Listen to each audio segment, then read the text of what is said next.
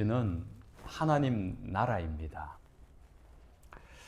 태초에 하나님께서 창조하신 것은 하나님 나라, 정확하게는 하나님의 뜻이 이루어진, 그래서 하나님 뜻이 이루어지니까 하나님이 창조하신 그 세계를 보시면서 하나님은 보시기에 좋았더라를 연발하십니다. 완벽한 나라인 거죠. 하나님의 뜻이 이 땅에 이루어진 하나님의 나라를 보고 하나님은 기뻐하십니다. 좋았다, 완벽하다라고 이야기했습니다. 그렇게 하나님 나라를 만드시고 하나님은 그 하나님 나라를 우리와 함께 하기를 원하셨습니다. 그러나 죄로 말미암아 타락한 그 사람들은 하나님의 나라를 잃어버립니다. 결국 타락의 결과로 저주와 절망과 죽음으로 살아갈 수밖에 없는 인생 가운데 하나님이 또 찾아오셔서 우리를 하나님 나라로 불러주시고 초대하신 것입니다. 그것이 하나님의 일하심입니다. 창세기가 시작되면서 타락한 인류에게 하나님이 찾아오신 사건이 창세기 12장, 하나님이 아브라함을 찾아오셔서 하나님의 나라를 약속합니다. 축복하셨는데 그 복이란 것이 바로 하나님 나라였습니다. 우리가 생각하고 있는 좀 이 세상에서 알고 있는 축복과는 좀 다릅니다. 하나님이 성경에서 말하는 축복은 하나님의 나라입니다. 하나님의 뜻이 이루어지는 것입니다. 그렇게 하나님의 나라는 아브라함을 통하여서 약속되어졌고 그 아들 이삭과 야곱과 요셉을 통하여서 아브라함의 믿음, 곧 하나님과의 약속이 개성되어지면서 하나님의 나라는 계속하여 이어져 왔던 것입니다. 창세기에서 하나님은 아브라함을 통해 하나님 나라를 이룰 것을 약속하시는데 창세기 12장 2절이야 이렇게 말합니다. 내가 너로 큰 민족을 이루고 모든 민족이 너로 말미암아 복을 받을 것이라. 아브라함에게 하나님 나라를 허락하셨는데 그 하나님의 나라가 아브라함을 통하여서 더 많은 사람들에게, 정확하게 모든 민족, 이 세상의 모든 나라와 민족과 사람들에게 하나님의 나라가 전파되고 그들도 하나님 나라로 살아가게 될 것이다 라는 약속입니다. 그 약속이 이삭과 야곱과 그 후손들에게로 이어집니다. 오늘 본문 출애굽기가 시작되는데 조금 시시합니다. 창세기 어마어마한 사건이 끝났는데 출애굽기는 그냥 사람 이름으로 시작하는 거예요. 그나마도 사람의 이름이 나오다가 죽었더라 라고 이렇게 이야기를 하고 있습니다. 이게 무슨 복음이 될까 싶기도 합니다. 구약시대 하나님의 나라가 이 출애굽기에서 이루어지는데 12명의 아들을 통하여서 하나님의 나라가 이루어지는 과정을 기록하고 있습니다. 결국 아브라함 한 사람을 통하여서 하나님의 나라는 시작되고 있는 것입니다. 신약시대의 하나님의 나라도 마찬가지입니다. 신약시대의 하나님의 나라가 구체적으로 이루어지는 사건이 교회의 탄생입니다. 교회를 만든 분은 예수님입니다. 십자가의 죽으심으로 세운 것이 교회. 예수님 십자가에 죽으시고 구원받은 사람들을 구원해서 이루어놓은 남겨진 결과물을 보니까 그게 교회더라는 거예요. 여러분이 교회인 줄로 믿으시기 바랍니다. 여러분이 예수님이 십자가의 결과물인 줄로 믿으시기 바랍니다. 그래서 여러분 교회는 지켜져야 돼요. 여러분의 생애를 통하여서 크든지 작든지 마음에 들든지 안 들든지 그것은 내 재산이 아니고 내 소유가 아니라 누구의 것이라고요? 주님의 것이기 때문에, 주님의 몸이기 때문에 그 교회를 반드시 지켜야 됩니다. 그래서 여러분 교회를 사랑하셔야 돼요. 교회를 위해서 기도하셔야 돼요.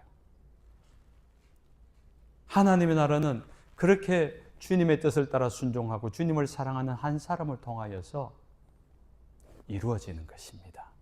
많은 사람이 주님의 뜻을 따라 주의 몸된 교회를 잘 세워가면 좋겠지만 하나님 나라를 잘 살아가면 좋겠지만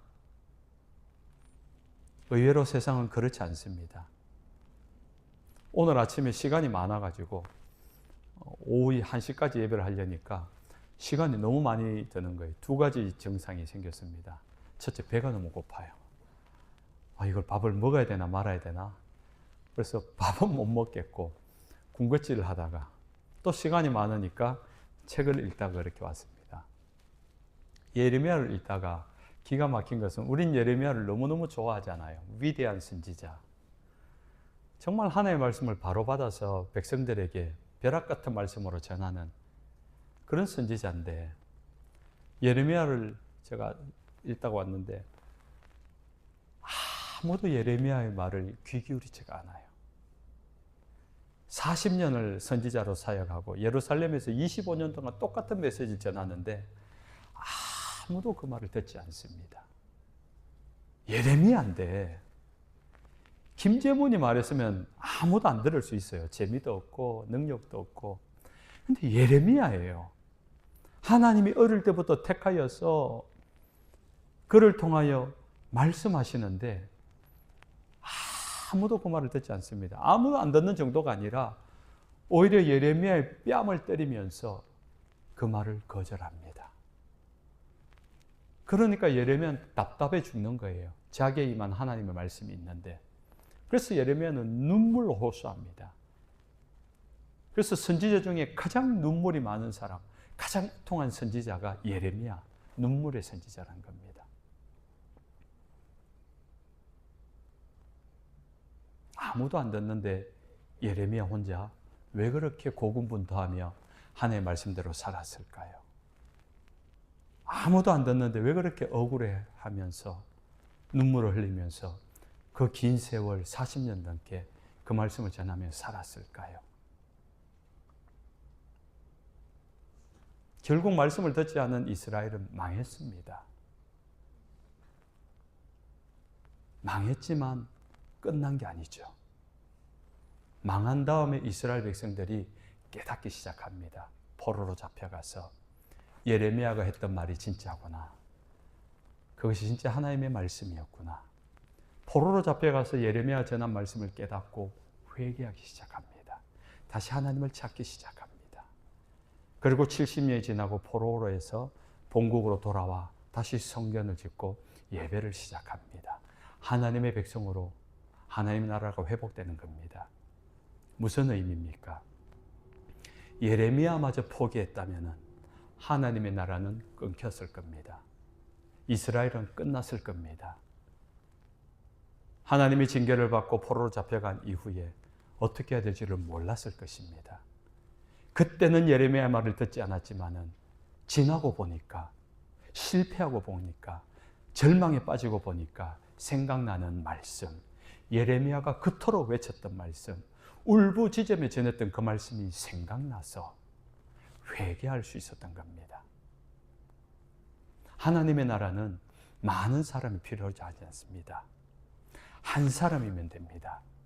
하나님의 말씀을 듣고 반응하는 사람, 하나님의 말씀을 믿고 순종하는 사람, 하나님의 말씀대로 오늘을 살아내는 사람, 그 한 사람이면 하나님이 그 사람 때문에 일하십니다. 그 사람을 통해서 일하십니다. 우리 스크린턴 성도 여러분, 한 사람 한 사람이 하나님의 사람 되시길 주님의 이름으로 축원합니다. 예수님 당시 교회가 시작되는데도, 하나님 나라를 이루어가는데도 12명의 제자를 하나님이 선택하는데 너무 보잘것없어요.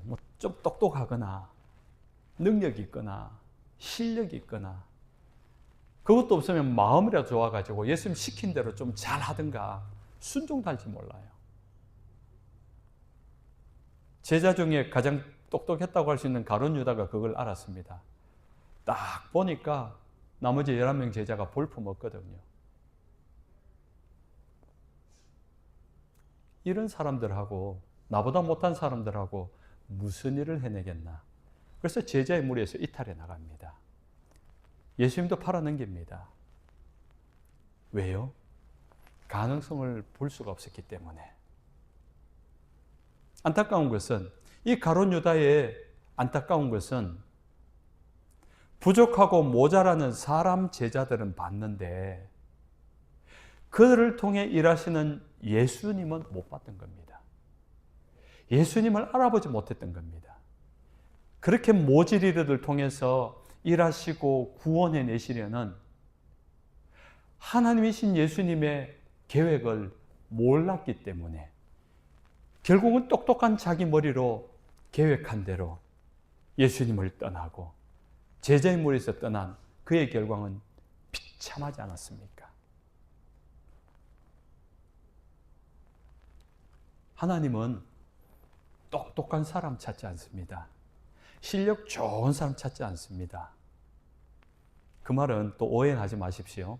여기 앉아 계신 똑똑한 분들, 실력 있는 분들, 능력 있는 분들 오해하지 마십시오. 하나님은 우리가 가진 걸 실력과 능력을 통해서가 아니라 그 하나님의 뜻을 믿고 순종하는 사람이라면 그가 실력이 있든지 무능하든지 관계없이 그를 통해서 일하시고 역사하는 하나님이라는 겁니다. 결국 우리의 삶은 주님의 뜻을 믿고 그렇게 순종할 수 있는 삶이 될 때, 그러면 하나님의 일을 보게 된다는 겁니다. 모세 한 사람 봤을 때, 그 한 사람이 순종했을 때 애굽을 탈출할 수 있었고 하나님 나라를 이루어갈 수 있지 않았습니까? 하나님의 약속을 직접 받았던 믿음의 조상 아브라함, 이삭, 야곱, 요셉 다 죽었습니다. 야곱의 12아들들도 모두 죽었습니다. 6절에 보니까 요셉과 그의 모든 형제와 그 시대의 사람들은 다 죽었고, 그런데 그 다음 절이 기가 막힙니다. 7절에 이스라엘 자손은 생육하고 불어나 번성하고 매우 강하여 온 땅에 가득하게 되었더라. 분명히 약속을 받았던 하나님의 백성들은 다 죽었어요.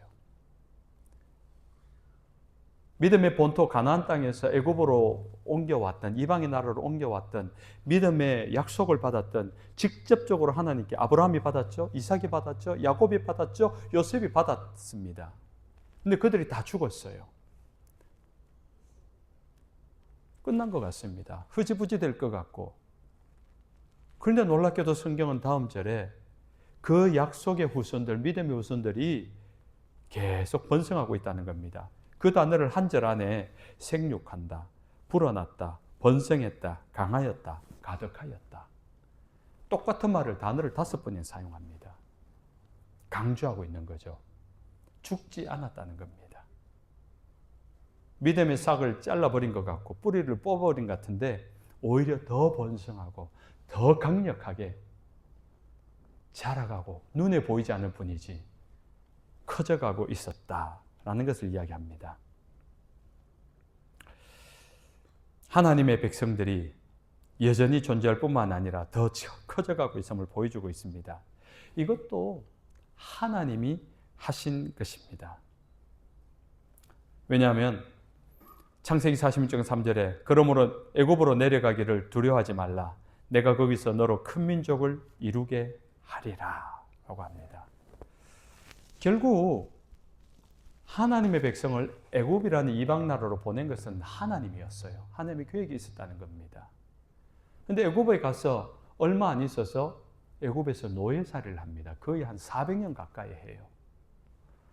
왜 하나님의 존귀한 백성을 이방 백성에게 보내어서 노예살이, 비참한 삶을 살게 하셨는가? 이런 질문이 생깁니다. 자, 그렇다면은 그건 조금 이따 대답을 한 번 더 하고요. 하나님의 백성으로 믿음의 조상은 죽었지만 그들은 점점점 번성해 가고 있는데 그 70명 이사를 왔는데 출애굽을 할 때는 200만 명이 넘는 한 민족이 되었습니다. 그렇게 번성해 가면서 이 히브리인들이, 하나님의 백성들이 이러한 장면을 보면서 우리가 비록 노예 생활하고 있지만은 우리는 하나님의 나라를 완성해 가고 있어 라는 것을 알았을까요? 몰랐습니다. 그럼 관심이 있었을까요? 없었습니다. 우리가 비록 지금 노예 생활하면서 고난 당하고 있지만은 이것은 하나님이 하나님의 나라를 이루어가기 위한 과정 중에 있는 것이야 라면서 인내하자. 이 고난의 순간을 참아내자. 그렇게 참고 인내하고 소망 중에 있었을까요? 그렇지 않습니다. 출애굽기 시작부터 끝까지 그 백성들 입에서 나오는 말은 감사와 찬송이 없고요, 원망과 불평밖에 없습니다. 하나님 나라 관심도 없습니다. 하나님 나라 소망 없습니다. 어떻게 하냐고요? 모세가 그 백성들에 가서 우리 함께 하나님 나라를 향해 가자라고 했을 때 거절합니다. 거절할 뿐만 아니라 모세를 향하여 원망합니다. 불평합니다. 네가 뭔데 괜히 벌집 건드려서 우리가 더 고통스럽게 되었다. 오히려 모세에게 온갖 원망의 소리를 쏟아내게 됩니다. 그들 중 누구 한 사람 하나님 나라에 대해서 관심 있는 사람 없었습니다. 그런데도 관심이 없지만은, 불평하고 원망하지만은 사람들은 번성해 가고 있습니다. 하나님 나라를 이루어져 가고 있는 거예요. 관심도 없고 원망하고 불평하지만은 그럼에도 불구하고 하나님은 하나님의 일을 하고 계신다는 겁니다. 이 세상에 하나님 나라에 대해서 관심이 없어도요, 이 세상에 세상 힘을 가진 자들이 자기의 권력을 가지고 마음대로 좌지우지하는 것 같아도 하나님은 여전히 일하고 계심을 믿으시기 바랍니다.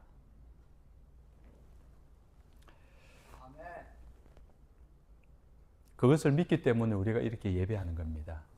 그것을 믿기 때문에 우리가 기도하는 겁니다. 우리가 교회에서 목요일마다 모여서 기도합니다. 기도하러 오는 분들이 그 목요일 오전 시간이다 보니까 모두가 올 수 있는 시간은 아니겠죠. 근데 시간이 되시는 분이 와서 기도하는데 그 1시간, 1시간 반을 기도하는 것들. 그래서 우리 교인들을 위해서 기도하고, 문제가 있는 것을 위해서 기도하고, 이 도시를 위해서, 이 펜실베니아 주를 위해서, 또 미국 전역을 위해서, 또 열방을 위해서, 선교를 위해서 이렇게 기도를 합니다. 놀라운 것은요, 오늘 이 교회 목사님과 사모님 와서 우리가 지난 한 주간 기도했는 그 기도의 제목을 읽어봤대요. 그런데 자기들이 교회가 공적으로 지금 기도하고 있는 내용과 똑같답니다. 놀랍지 않습니까? 우리가 지난 한 주간 특별 기도회를 가졌습니다. 열심히 기도하신 분들도 있고 못 오신 분들도 있어요. 자, 열심히 기도했기 때문에 그 기도하신 분들이 이번 주 로또가 당첨되었습니다. 그죠? 아프던 병이 상 나았습니다. 그죠? 아닙니다. 그렇지 않습니다. 기도했다고 별일이 일어나진 않았습니다. 기도 안 했다고 뭔가 또 별스러운 일도 일어나지 않았습니다. 기도한 사람이나 기도하지 않은 사람이나 이번 한 주는 그냥 평범하게 지나갔을 겁니다. 그러나 기도한 사람은 그 기도와 관련된 결과가 나올 때 하나님이 응답이다 라고 아멘이라고 외칩니다. 할렐루야라고 합니다. 그러나 기도하지 않는 사람은요, 자기에게 놀라운 일이 생겨도 할렐루야 하지 않습니다. 우연히? 라는 말을 사용합니다. 그럴 수 있죠. 그런데 두 사람의 삶의 궤적이 달라집니다. 기도를 했는 사람은 그렇게 한 번에 기도의 응답을 받게 될 때 아멘 할렐루야 외치는 그 사람은 더 기도하게 됩니다. 그러다가 또 응답을 받게 되면 또 할렐루야를 외칩니다. 더욱 기도하게 됩니다. 더욱 하나님을 소망하게 됩니다. 더욱 신뢰하게 됩니다. 그러면서 삶의 영역 속에서 많은 기도의 응답들을 경험하기 때문에 그는 기도의 영역이 더 넓혀집니다. 기도의 제목이 더 많아집니다. 그러나 우연으로 끝난 사람은 우연으로 끝나버렸습니다. 어쩌다가 한번 또 그런 일이 일어나면은 우연히 이런 일도 있네. 그 사람은 점점 우연도 사라지는 겁니다. 삶의 궤적이 달라져요. 그래서 우리는 기도하는 것입니다. 기도해야만 되는 것입니다. 기도할 때 우연처럼 하나님의 일하심과 예배하심과 역사하심을 발견하기 되기 때문입니다. 국제법학의 기준으로 국가를 인정하는 구성 요소는 세 가지가 있습니다. 주권, 국민, 영토, 땅이 있어야 된다는 거예요. 이 세 가지가 있어야지 국가로 인정이 됩니다. 세 가지 중에 하나라도 없으면 국가가 안 됩니다. 출애굽기는 하나님 나라의 국민을 만드는 과정입니다. 제일 먼저 출애굽을 할 때 국민이 만들어져서 애굽을 나옵니다.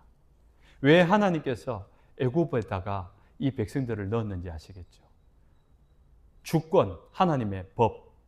이것은 출애굽을 해서 시내산에 와서 십계명을 받으면서 하나님 나라의 법을 받게 되면서 주권을 받게 돼요. 영토, 땅은 여호수아 때 가나안 땅에 들어가서 정복하면서 비로소 완전한 하나님 나라의 모습을 갖추게 됩니다. 이 출애굽기는 그렇게 하나님 나라의 시작을 알리는 이야기입니다. 그런데 가만히 보면은 출애굽을 해서 가는 곳이 가나안 땅입니다. 그런데 오늘 본문이 시작하는 야곱의 가족들이 애굽으로 올 때 어디에서 왔습니까? 가나안에서 왔습니다. 아브라함, 이삭, 야곱, 요셉은 이미 가나안 땅에 살고 있었습니다. 70명의 가족들, 사실 이 70명은 부족에도 끼지 못하는, 그러나 경제력을 가졌고 힘을 가졌던 자들입니다. 그런데 하나님께서 왜 굳이 가나안 땅에서 번성하게 하지 않고 애굽으로 오게 하셨느냐? 두 가지 이유가 있습니다. 아브라함과 이삭과 야곱 때는 그 가나안 땅에 기근이 굉장히 심했습니다. 사람이 살 수 없는 그런 위기를 맞을 때가 많았습니다. 그래서 그 환경적 요소를 피해서 올 수 하셨고, 두 번째, 그 가나안 땅에 여전히 이 70명도 안 되는 부족이 번성해 간다면은 금방 그 주변의 부족들과 족속들에게 견제를 받습니다. 쟤들이 강해지네. 쟤들이 땅이 점점 넓혀지네. 저러다가 우리가 저들에게 잡아먹히겠다. 견제와 경계를 당하면은 공격을 당하게 되고 더 이상 번성할 수 없게 되는 겁니다.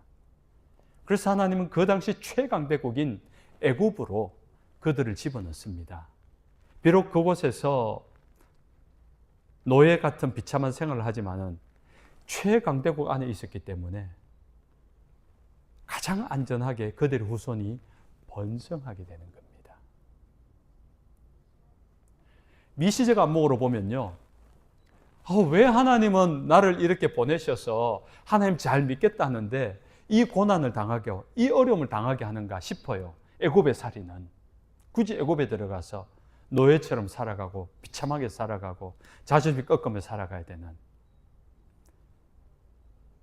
그러나 비참해도 그들은 하나님의 백성입니다. 미국 사람들이 미국 국민이라는 자부심이 세계에서 가장 최고라는 말이 있어요. 아프리카에 가든지 중동에 가든지 군인들이 가서 그곳에서 뭔가를 좀 테러를 당하고 차별을 당하고 살아도 그 국민 한 사람이 있는 곳이라면은 미국이라는 국가가 동원해서 그 국민을 반드시 살려낸다는 거 우리가 알고 있지 않습니까? 그 국민이 가진 프라이드, 그 자존심. 우리가 하나님 나라의 백성으로 그 정체성을 가지고 살아가는 겁니다. 애굽에 가서 비록 종살이 하는 것 같지만 결국은 하나님 나라의 주인 아닙니까? 이게 미시적 시선으로 왜 이렇게 고난당하나 싶지만 거시적인 안목으로 보면요, 하나님이 하나님의 백성을 하나님 나라로 살게 하기 위하여 하나님의 백성을 만드는 중이에요. 가장 안전하게.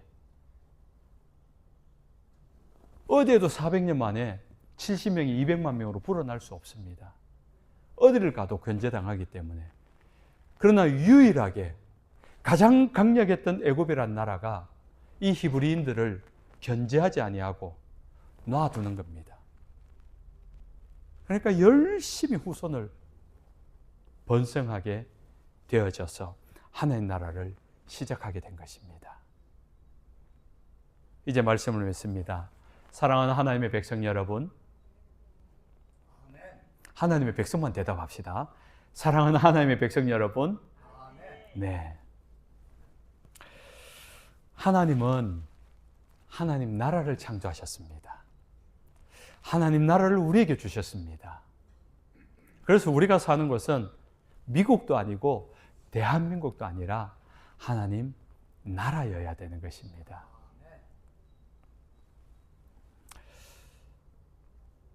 때때로 하나님 나라를 잊어버리고 때때로 하나님 나라를 이탈해 사는 때처럼 그럴 때가 있습니다. 세상살이가 너무 바쁘고 세상의 일들이 너무나 중요하게 여겨져서 가끔 하나님 나라를 벗어날 때도 있습니다. 그러나 하나님은 또 찾아오십니다. 또 찾아오셔서 우리를 불러주시고 하나님 나라로 살아가게 하십니다.